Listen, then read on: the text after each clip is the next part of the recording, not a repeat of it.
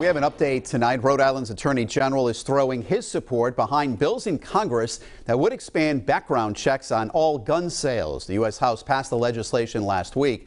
12 News reporter Molly O'Brien tells us about the potential changes.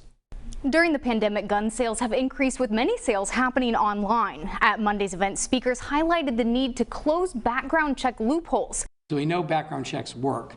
The problem is that under the current system, background checks are not required across the board. In efforts to improve national gun safety and current federal gun laws, Congressman David Cicilline and the U.S. House recently approved 2 bills to implement universal background checks on gun sales. Gun violence prevention leaders and the Attorney General joined a press conference Monday urging the need to close loopholes. More than 1 out of every 5 guns in this country that are acquired without a background check. One bill requires background checks for all gun sales or transfers. The other would close what's known as the Charleston loophole, which allows some licensed gun sales before a background check is complete. No matter where you stand on the Second Amendment, bad guys or bad women shouldn't have a gun in their hands. This is a means of preventing that from happening. Pistol instructor and president of the Federated Rhode Island Sportsman Club, Brenda Jacob, says Rhode Island already has well-balanced gun control laws. Additional legislation on background checks is unnecessary and can create more red tape. I know our background checks work. I would like to see enforcement of the current laws. Cicilline agrees gun control laws in Rhode Island are strong, but he says it's not enough. Unless you have this as a national policy,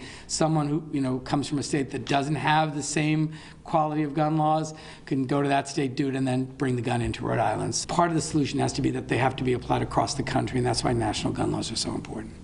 Senate Republicans blocked further action the last time gun control legislation made it this far. Senate Democrats say they anticipate more bipartisan support when legislation hits the floor. In the studio, I'm Molly O'Brien, 12 News.